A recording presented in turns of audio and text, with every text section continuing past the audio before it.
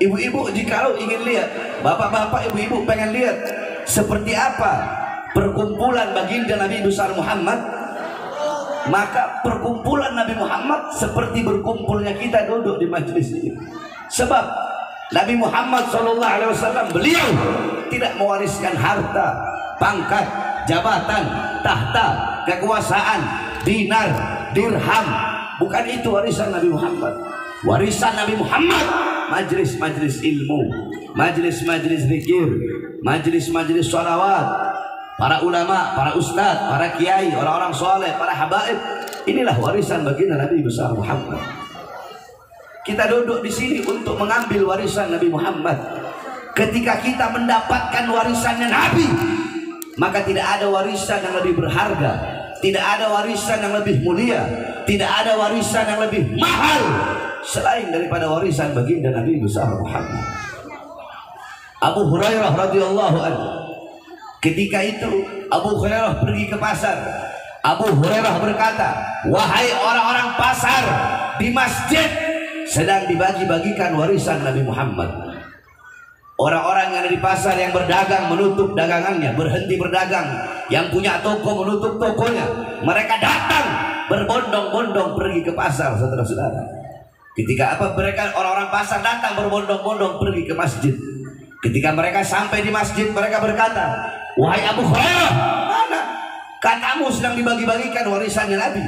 Kami tidak melihat dibagikan pakaiannya Nabi. Kami tidak melihat sedang dibagikan hartanya Nabi, pedangnya Nabi, sorbannya Nabi, imamahnya Nabi.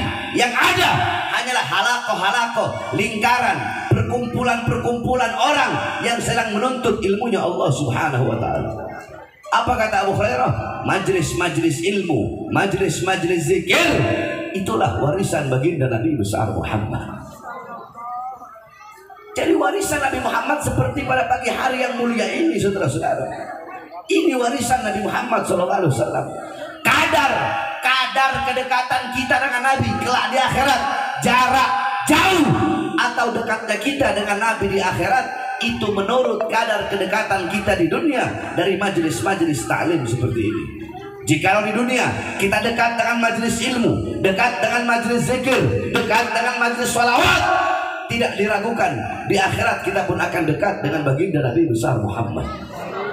Tetapi kalau di dunia kita jauh dari majelis ilmu, jauh dari majelis zikir, jauh dari majelis sholawat, maka dipastikan di akhirat kita pun akan jauh dengan baginda Nabi besar Muhammad sallallahu alaihi wasallam. Kita duduk di sini. Rasulullah pernah berwasiat kepada Abdullah bin Mas'ud. Apa wasiat Rasulullah? Ya Ibn Mas'ud, julusuka sa'atan fi majlisil ilm la tamassu qalaman wa la taktubu harfan khairun laka min 'idki alfi raqabah.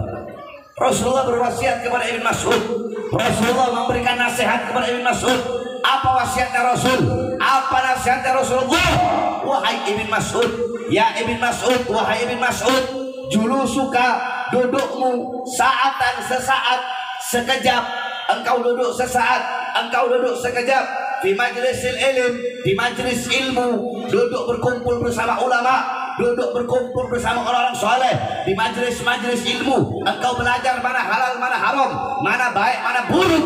La tamassu qalaman. Engkau duduk di majlis ilmu walaupun engkau tidak memegang pena. La tamassu qalaman. Engkau tidak memegang pena, engkau tidak memegang pulpen, engkau tidak memegang pensil. Wala taktubu harfan. Engkau tidak menulis walaupun satu huruf. Cuma duduk di majlis ilmu, tidak megang pena, tidak menulis walaupun satu huruf. Khairul laka, itu lebih baik bagimu, itu lebih bagus bagimu, itu lebih utama bagimu daripada engkau memerdekakan 1000 orang budak. Saudara-saudara, memerdekakan 1 orang budak kelak di akhirat pahalanya maka seluruh jawarehnya. Barang siapa yang memerdekakan 1 orang budak, seluruh jawareh, seluruh anggota tubuhnya akan merdeka dari api nerakanya Allah. Maka bagaimana kalau memerdekakan 100 orang budak, sedangkan duduk di majelis-majelis seperti pada pagi hari ini lebih utama, lebih mulia daripada memerdekakan 100 orang budak. Saudara-saudara sekalian yang dimuliakan oleh Allah Subhanahu wa taala, bapak-bapak, ibu-ibu, kalian duduk pada majelis pagi hari ini, lidah kalian basah dengan bersolawat kepada baginda Nabi besar Muhammad. Qala Rasul sallallahu alaihi wasallam, man shalla alayya salatan wahidah sallallahu alaihi biha asyra. Barang siapa yang bersolawat kepada aku satu kali, maka Allah bersolawat kepadanya 10 kali. Saudara-saudara, salawat dari Allah adalah rahmat, salawat dari para malaikat adalah maghfirah, salawat dari umat adalah doa. Barang siapa yang bersolawat kepada Nabi Muhammad satu kali, Allah bersolawat kepadanya 10 kali. Saudara-saudara, Allah punya satu malaikat yang Allah tugaskan sampai hari kiamat untuk berdiri di depan kuburnya Nabi Muhammad. Untuk apa? Malaikat tersebut akan membawa setiap sholawat dari umatnya di hadapan kuburnya Nabi Muhammad SAW. Tadi bapak-bapak, ibu-ibu bersolawat kepada Nabi Muhammad. Malaikat tersebut di atas kuburnya Nabi Muhammad, dia berkata, ya Rasulullah, fulan bin fulan, ya Rasulullah, fulanah binti fulan, disebutkan engkau punya nama satu persatu di hadapan kuburnya Nabi Muhammad SAW. Fulan bin fulan, fulanah binti fulan, mereka bersalawat kepadamu ya Rasulullah. Apa kata Rasulullah? Bawa salawat mereka menghadap Allah Subhanahu wa ta'ala. Dibawa engkau punya salawat tadi menghadap Allah Subhanahu wa ta'ala. Malaikat berkata, ya Allah, fulan bin fulan, fulanah binti fulan bersalawat kepada kekasihmu Muhammad. Apa kata Allah Subhanahu wa ta'ala? Akan aku ciptakan dari setiap satu huruf dari salawat yang mereka baca. Dari setiap satu huruf kita bersalawat, ya Rabbi sholli ala Muhammad, ya Rabbi, ya satu huruf, alif satu huruf, ra satu huruf, ba satu huruf, ya satu huruf. Ya Rabbi aja udah 5 huruf. Dari setiap satu huruf, kata Allah, aku ciptakan 460 malaikat yang memiliki 460 kepala. Setiap kepala malaikat tersebut, setiap kepala memiliki 460 wajah. Setiap wajah memiliki 460 mulut. Setiap mulut memiliki 460 lidah. Setiap lidah memiliki 460 bahasa. Setiap bahasa memohon ampun atas dosa-dosa orang yang bersalawat tersebut. Malaikat tersebut bersujud kepada Allah Subhanahu wa ta'ala. Dia bersujud dan dia tidak akan mengangkat kepalanya sebelum Allah mengampuni dosa-dosa orang yang lidahnya basah dengan bersalawat kepada baginda Nabi besar Muhammad sallallahu alaihi wasallam. Tadi kita duduk di sini bersalawat kepada baginda Nabi besar Muhammad sallallahu alaihi wasallam. Oleh karenanya, bapak-bapak, ibu-ibu sekalian yang dimuliakan oleh Allah Subhanahu wa taala, wasiat saya, nasihat saya, ini zaman akhir zaman. Janganlah engkau jauh dari ulama, jangan engkau jauh dari orang-orang soleh, jangan engkau jauh dari para habaib, jangan engkau jauh dari para kiai, jangan engkau jauh dari para ustadz, jangan engkau jauh dari para ajengan. Ikutilah beliau-beliau, karena beliau-beliau adalah pewaris daripada baginda Nabi besar Muhammad sallallahu alaihi wasallam. Khususnya engkau para pemuda-pemudi, engkau para pemuda-pemudi jangan jauh dari baginda Nabi besar Muhammad. Jadilah engkau pemuda-pemudi baginda Nabi besar Muhammad, pemuda-pemudi yang memperjuangkan agama Nabi Muhammad, pemuda-pemudi yang menegakkan ajaran Nabi Muhammad, pemuda-pemudi yang selalu mengibarkan panji-panji Nabi Muhammad sallallahu alaihi wasallam. Di sini banyak para ibu-ibu. Saya wasiatkan kepada kalian, wahai kalian para ibu-ibu, engkau adalah madrasatul ula, muallimah, mudarrisah, muaddibah lil abna. Kalian adalah madrasah pertama, guru pertama, ustadz pertama, kiai pertama, pondok pesantren pertama, sekolah pertama bagi putra putri kalian adalah kalian sebagai seorang ibu. Bukankah dalam Al-Quran Allah berfirman, nisa'ukum harsun lakum, wanita-wanita kalian adalah ladang bagi kalian. Kami laki-laki yang bercocok tanam, kalian para perempuan adalah ladangnya. Jikalau para laki-laki bercocok tanam di ladang yang baik, maka hasilnya bakal baik. Tetapi kalau laki-laki bercocok tanam di ladang yang rusak, di ladang yang kering kerontang, maka hasilnya pun bakal rusak. Ibu-ibu, kalian adalah guru pertama. Baik buruknya anak tergantung daripada ibunya. Kalau ibunya solehah, alimah, abidah, zahidah, wari'ah, maka anak-anaknya akan menjadi anak-anak yang soleh dan solehah, alim dan alimah, abid dan abidah. Ibu-ibu sekalian, coba engkau lihat Hadramut. Hadramut melahirkan para ulama, Hadramut melahirkan para aulia, Hadramut melahirkan orang-orang soleh, wali songo yang datang bawa Islam ke Indonesia. itu para wali songo berasal dari Hadramut. Kenapa? Hadramut melahirkan para ulama, Hadramut melahirkan para aulia.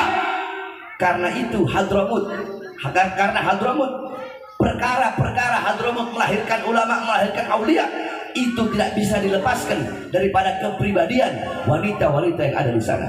Ibu-ibu mau tahu bagaimana perempuan-perempuan yang ada di Hadramut, wanita-wanita yang ada di Hadramut, seumur hidup mereka keluar rumah cuma 3 kali, ibu-ibu. Seumur hidup keluar rumah cuma 3 kali. Pertama, ketika mereka masih kecil, keluar bersama bapaknya. Kedua, ketika mereka menikah, keluar dari rumah orang tuanya menuju rumah suaminya. Ketiga, ketika mereka mati, keluar dari rumahnya menuju diantar ke kuburnya. Perempuan-perempuan di Hadramut melahirkan para ulama. Anak-anak kecil di Hadramut umur 7 tahun hafal Quran, umur 9 tahun hafal Minhajul Talibin Al-Imam An-Nawawi.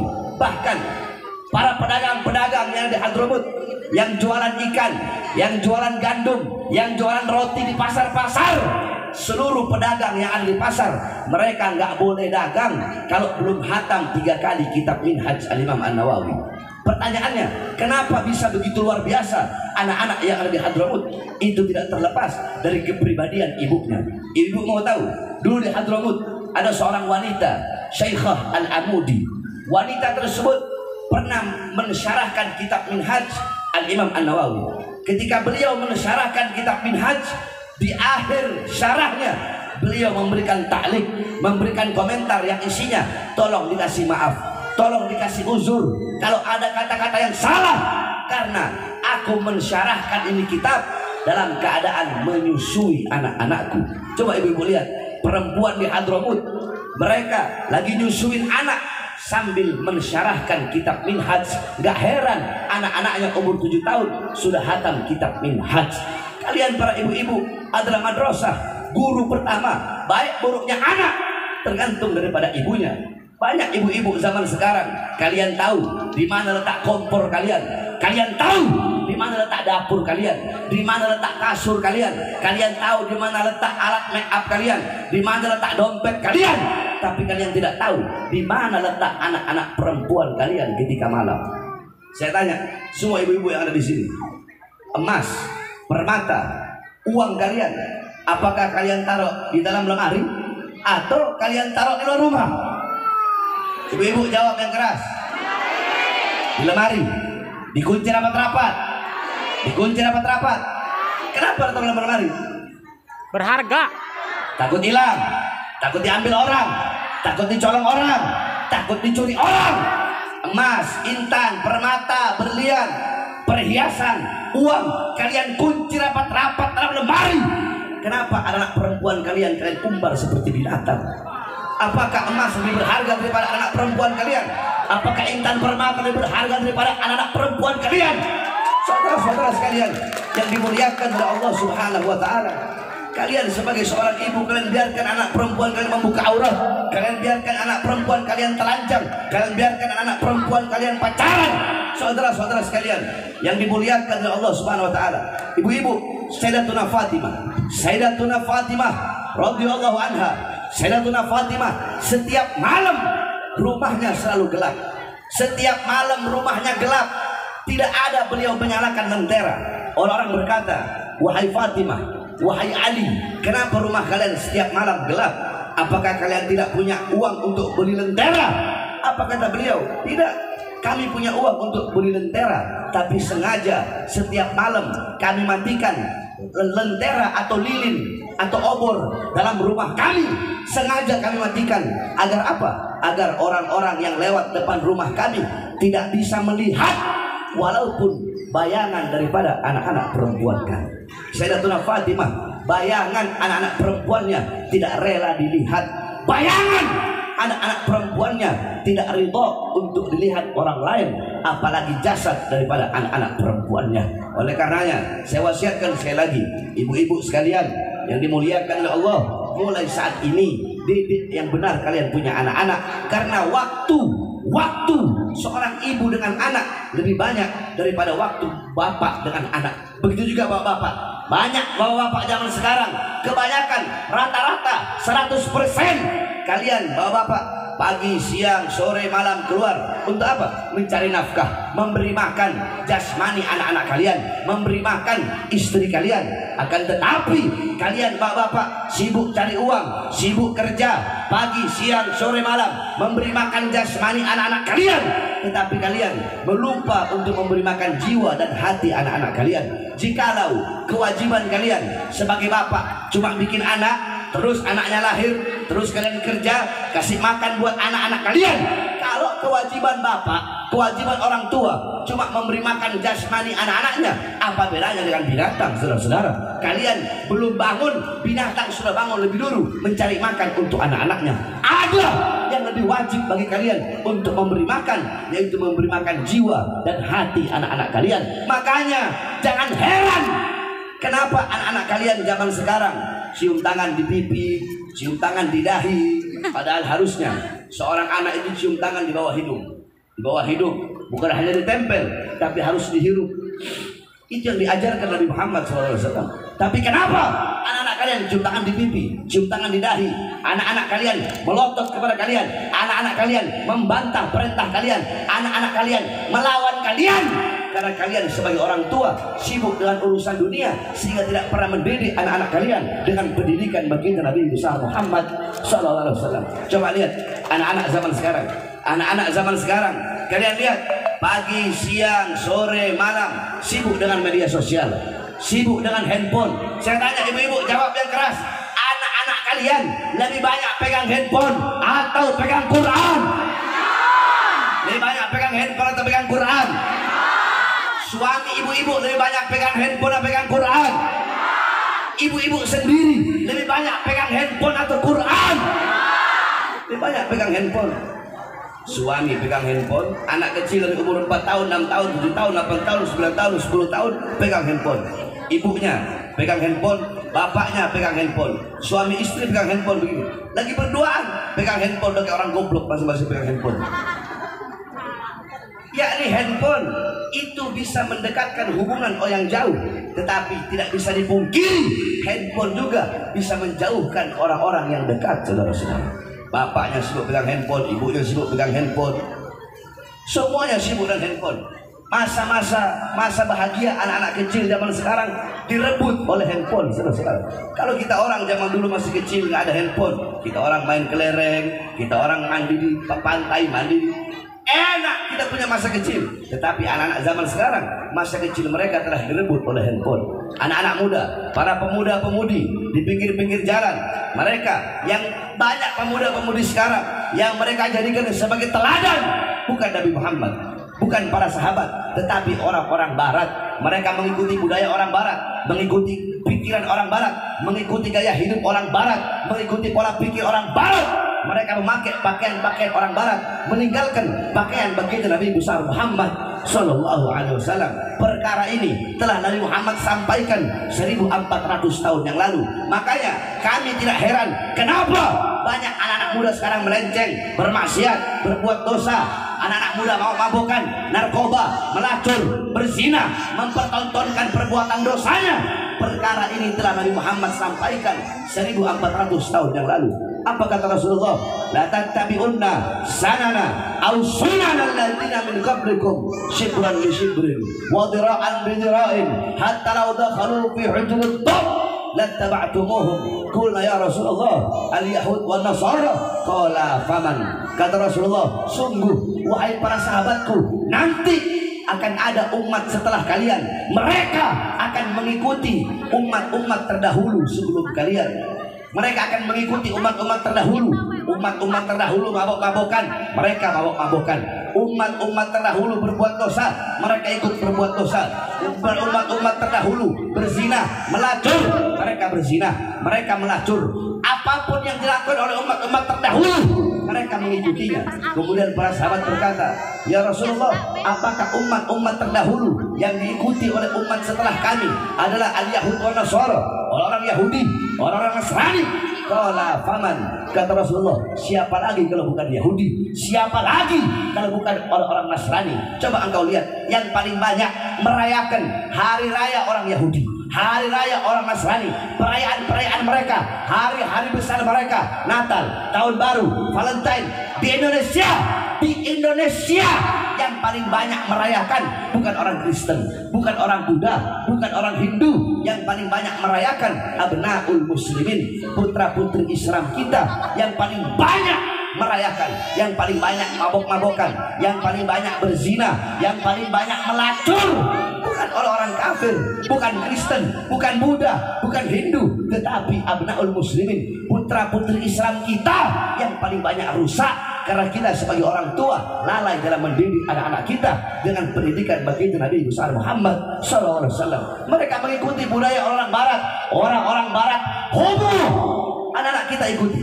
Mereka ikuti homo, orang-orang Barat lesbi, mereka ikuti lesbi. Saudara-saudara, saya mendengar kabar di Garut udah ada sekitar 10.000 lebih LGBT yang ada di Garut, saudara-saudara. Kenapa? Garut banyak pondok-pondok pesantren, Garut banyak masjid, Garut banyak ulama, Garut banyak para kiai. Akan tetapi kenapa bisa 10.000 LGBT homo? Bukankah Rasulullah SAW beliau telah berkata, ibu-ibu, bapak-bapak, Allah menciptakan semuanya berpasang-pasangan. Ada siang, ada siang, ada matahari di kala siang, ada bulan di malam hari. Kemudian ada lautan, ada daratan. Nah, ada laki-laki, ada perempuan. Allah ciptakan Adam dan Hawa, bukan Adam sama Asep, bukan. Allah ciptakan Adam untuk Hawa, dan Allah ciptakan Hawa untuk Adam, bukan Adam sama Asep, saudara-saudara. Makanya Rasulullah melaknat perbuatan tersebut. Apa kata Rasulullah? La'anallah man amila amala qauma Lut salasa marrah. Sungguh Allah melaknat 3 kali laknat bagi orang-orang yang melakukan perbuatan-perbuatan kaum Nabi Allah Lut, saudara-saudara. Sampai-sampai dalam hadis Rasulullah sangat tegas. Apa kata Rasulullah? Kata Rasulullah, man wajadtumuhu, barang siapa yang menemukan mereka. Siapa mereka?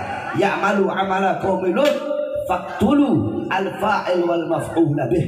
Barang siapa yang menemukan mereka, orang-orang yang melakukan perbuatan kaum Nabi Allah Lut, yakni homo, yakni lesbi, faqtulu, kata Rasulullah, maka bunuhlah al-fa'il wal maf'ul bih, orang yang memasuki dan orang yang dimasuki. Saking begitu keras Rasulullah terhadap LGBT. Oleh karenanya saudara-saudara sekalian yang dimuliakan oleh Allah, makanya banyak Allah berikan bencana, banyak Allah berikan musibah kepada bangsa kita, kepada negeri yang kita cintai. Kenapa? Karena terlalu banyak perbuatan dosa dan perbuatan maksiat yang kita lakukan di muka buminya Allah Subhanahu wa taala. Makanya kalau ada bencana, kalau ada musibah, gempa bumi di Cianjur, tsunami di Aceh, kemudian tanah longsor, tsunami di Palu, kebakaran dan lain-lainnya. Kalau ada bencana, kalau ada musibah, jangan engkau bertanya kepada Allah.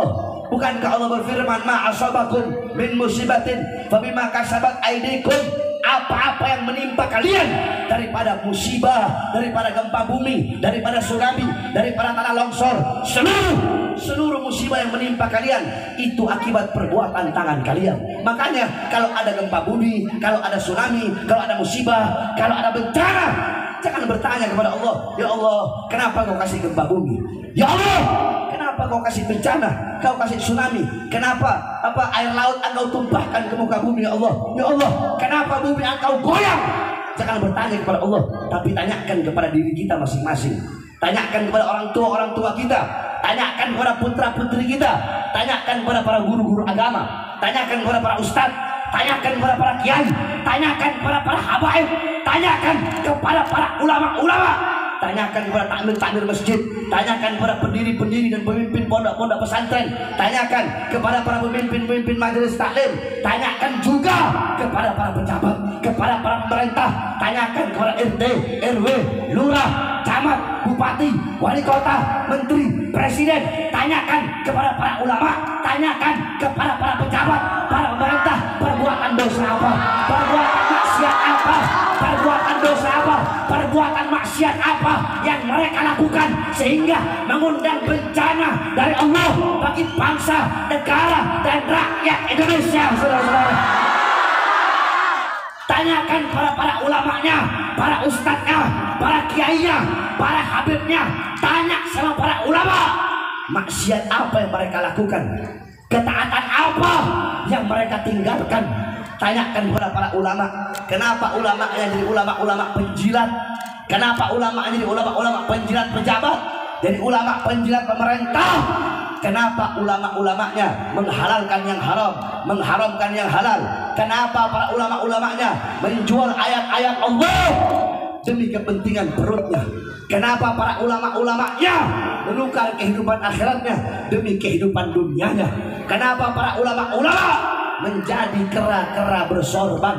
Tanyakan kepada para pejabat, tanyakan kepada para pemerintah, tanyakan berapa banyak maksiat yang mereka lakukan, berapa banyak harta rakyat yang mereka korupsi, berapa banyak uang rakyat yang mereka curi.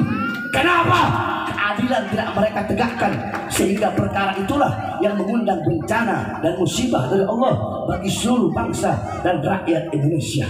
Oleh karenanya saudara-saudara, saya wasiatkan kepada kalian, para pemuda-pemudi Islam, tegakkan kebenaran, tegakkan keadilan.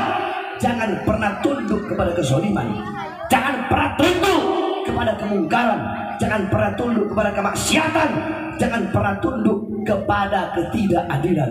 Saudara-saudara, bapak-bapak, ibu-ibu, saya berkali-kali keluar masuk penjara.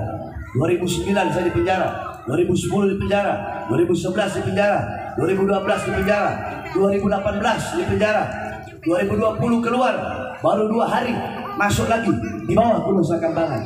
2021 bebas, baru 1 bulan masuk lagi. Kemarin di Bandung, Pulau Jawa Barat 7 bulan baru bebas. Saya baru bebas sekitar 3-4 bulan yang lalu.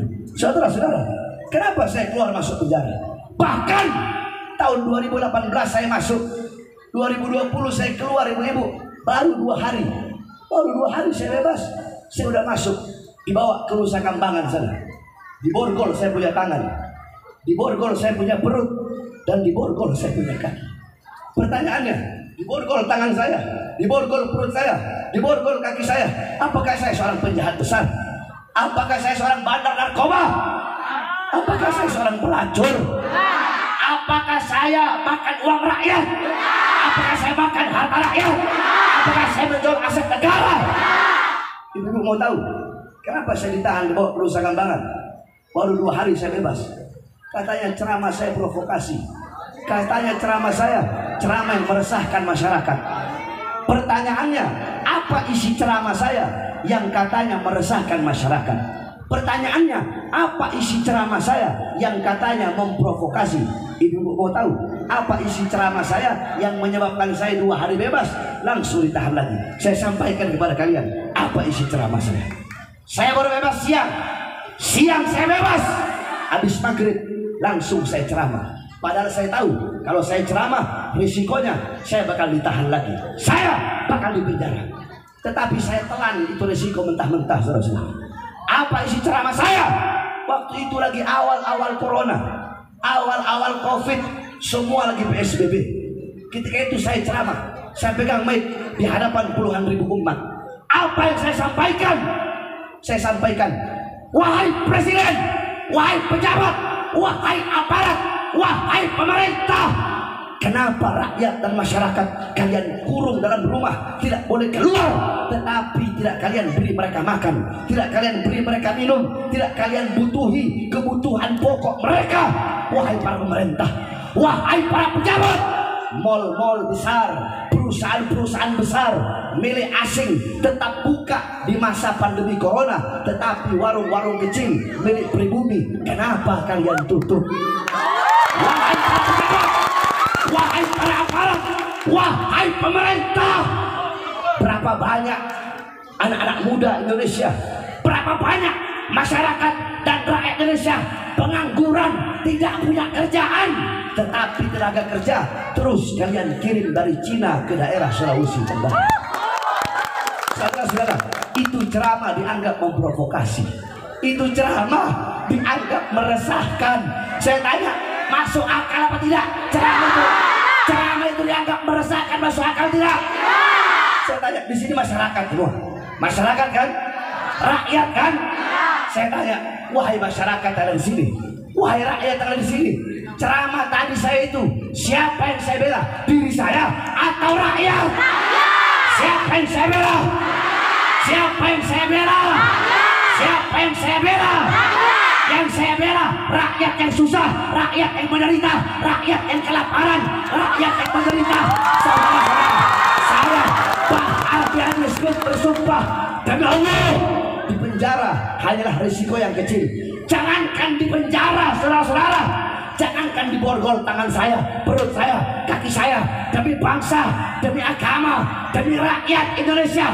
Jangankan hanya di penjara, nyawa saya, jiwa saya, darah saya, bukan untuk tumpah, saudara-saudara. Saya tidak akan pernah kapok, saya tidak akan pernah capek, saya tidak akan pernah lelah untuk menyampaikan kebenaran dan menegakkan keadilan. Walaupun lidah saya harus dipotong, walaupun saya harus diracun, walaupun saya harus mati terbunuh, tidak ada masalah, saudara-saudara. Kami para habaib, kami para anak cucu Rasulullah, jiwa kami adalah jiwa pejuang. Dalam tubuh kami mengalir darah-darah kesucian, darah-darah para pejuang, darah-darah pemberani mengalir dalam tubuh kami. Kakek-kakek kami sudah biasa dibunuh, saudara-saudara. Kami punya kakek Sayyidina Ali bin Abi Thalib, beliau mati dibunuh, ditikam dari belakang ketika beliau sedang sholat, wafat terbunuh. Kami punya kakek Sayyidina Hasan, mati diracun sampai isi perutnya keluar dari mulutnya. Kami punya kakek Sayyidina Husain, dipenggal kepalanya, terpisah kepala dengan jasadnya. Kenapa beliau-beliau mati? Kenapa kakek-kakek kami dibunuh? Karena beliau-beliau yang berada di barisan paling depan untuk melawan kezaliman para pemerintah, saudara-saudara. Nah, darah-darah beliau mengalir di dalam tubuh kami, sehingga kami tidak akan pernah mundur walaupun satu langkah. Saudara-saudara, saya Bahar bin Smith, saya sampaikan kepada mereka, para pengkhianat-pengkhianat bangsa. Hei kalian, para pengkhianat-pengkhianat bangsa, kalian yang suka menyengsarakan rakyat, yang suka menyusahkan rakyat, kalian bisa memenjarakan jasad saya, kalian bisa memborgol tangan saya, memborgol perut saya, memborgol kaki saya, kalian bisa memisahkan saya dengan keluarga, anak, istri dan murid-murid saya, kalian bisa memenjarakan kedua mata saya daripada melihat dunia luar. Demi Allah, kalian bisa penjarakan jasad saya, kalian bisa penjarakan badan saya, tetapi suara-suara kebenaran, suara-suara keadilan yang saya sampaikan demi Allah tidak akan pernah bisa kalian bungkam dan kalian padamkan serta kalian penjarakan sampai. Oleh karenanya kalian, para pemuda-pemudi Islam, kalian adalah penerus bangsa. Kalian adalah generasi-generasi ke depan. Baik buruknya bangsa, selamat atau tidaknya negara ke depan berada di tangan kalian, wahai para pemuda-pemudi Islam. Maka jadilah kalian pemuda-pemudi yang berani. Ini pondok pesantren. Kalian para santri adalah benteng Ahlus Sunnah wal Jamaah. Para santri-santri salaf adalah benteng akidah, benteng Asy'ari Maturidi, benteng mazhab Syafi'i. Kalian para santri-santri salaf, kalian adalah benteng NKRI, kalian adalah benteng bangsa, benteng merah putih, benteng Pancasila, benteng rakyat Indonesia. Oleh karenanya kalian para santri-santri salaf tidak boleh memiliki mental tempe, tidak boleh memiliki mental kerupuk yang kena air langsung melempem. Kalian harus punya mental baja. Jangan pernah tunduk kepada kezaliman, dari manapun datangnya kezaliman itu. Teruslah berjuang walaupun kalian dihina, dicaci, dimaki, dimusuhi, diasingkan. Orang-orang yang mencaci, yang memaki, yang memusuhi, jangan kalian jadikan mereka sebagai air yang memadamkan semangat kalian, wahai para santri-santri. Tetapi mereka yang menghinamu, yang mencacimu, yang memakimu, yang meremehkanmu, jadikan mereka sebagai bara api yang menambah semangatmu untuk berjuang, memperjuangkan agama, bangsa, negara, dan rakyat Indonesia. Sampaikan kepada mereka, orang-orang yang mengkhianati bangsa, yang mengkhianati rakyat, kami para santri-santri salaf, kami para santri-santri yang berada di kobong-kobong bambu, demi Allah kami bersumpah, selama darah kami masih merah, tulang kami masih putih, merah putih, maka selama itu kami para santri-santri yang pakai sarung akan berada di barisan paling depan, rela hancur, rela binasa demi bangsa dan rakyat Indonesia.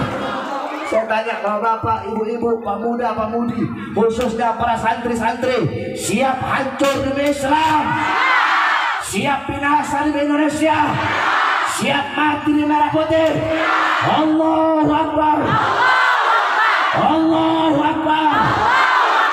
Indonesia merdeka, merdeka, merdeka. Allahu Akbar. Terakhir saya tanya ibu-ibu, kalau di Garut masih terus ada LGBT, homo, lesbi, rela atau tidak? Rela atau tidak? Ridho atau tidak?